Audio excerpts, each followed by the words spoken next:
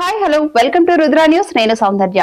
ప్రతి ఆర్థిక సంవత్సరం బడ్జెట్ ను ఫిబ్రవరిలో కేంద్ర ఆర్థిక శాఖ మంత్రి ప్రవేశపెడతారు. గతంలో ఫిబ్రవరి నెల చివరి రోజు సాయంత్రం ప్రవేశపెడితే ఆ తర్వాత మధ్యాహ్నానికే మార్చేశారు. ఇప్పుడు ఫిబ్రవరి 1వ తేదీ ఉదయం కేంద్ర ఆర్థిక శాఖ మంత్రి బడ్జెట్ ను సమర్పిస్తున్నారు.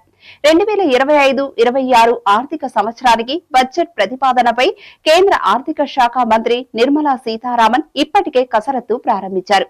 బడ్జెట్ లో వేతన జీవుల నుంచి వ్యాపారులు, కార్పొరేట్ ఎగ్జిక్యూటివ్ల వరకు ప్రతి ఒక్కరూ ఆదాయ పన్నులో మార్పులు చేర్పులు ఉంటాయా అన్న కోణంలో చూస్తూ ఉంటారు.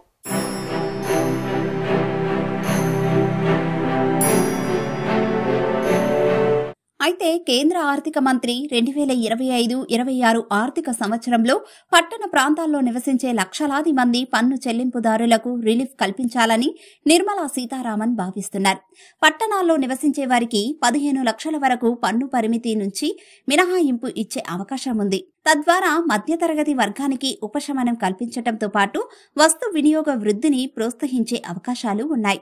అయితే ఇంటి అద్దెలు, పొదుపు పథకాల్లో మదుపునకు పన్ను మినహాయింపును రద్దు చేస్తూ 2020లో తీసుకొచ్చిన కొత్త ఆదాయ పన్ను విధానాన్ని ఎన్నుకున్న వారికి మాత్రమే ఈ బెనిఫిట్లు లభిస్తాయి. కొత్త ఆదాయ పన్ను విధానంలో 3 నుండి 15 లక్షల్లోపు ఆదాయం కలవారిపై 5 నుండి 20% మధ్య పన్ను విధిస్తారు.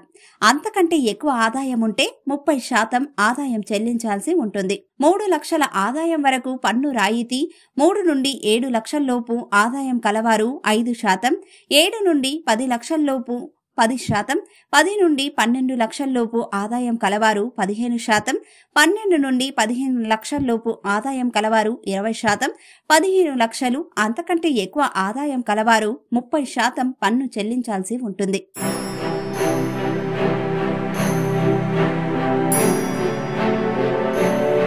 వారద పన్ను చెల్లింపుదారులు 2 వేర్వేరు ఆదాయ పన్ను విధానాల్లో తమకు ఇష్టమైన దాన్ని ఆప్ట్ చేసుకోవచ్చు.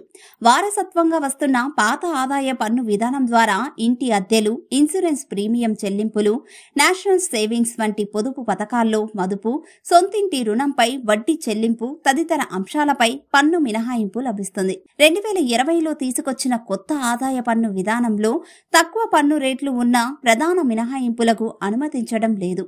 పన్ను తగ్గింపుతో చాలా మంది నూతన ఆదాయ పన్ను విధానాన్ని ఎంచుకుంటున్నారు.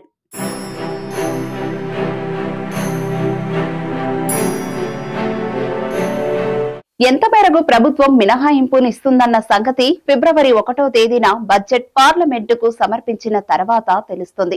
10 లక్షల రూపాయలు ఆదాయంపై 30% పన్ను వసూలు చేస్తున్నారు. అధిక ధరలతో పాటు ద్రవ్యోల్బణానికి అనుగుణంగా వేతనాలు పెంచకపోవడంతో మధ్యతరగతి కుటుంబాలపై భారం పడుతోంది.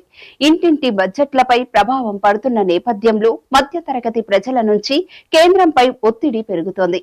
ఇలాంటి మరిన్ని ఇంట్రెస్టింగ్ టాపిక్స్ కోసం please do subscribe Rudra news.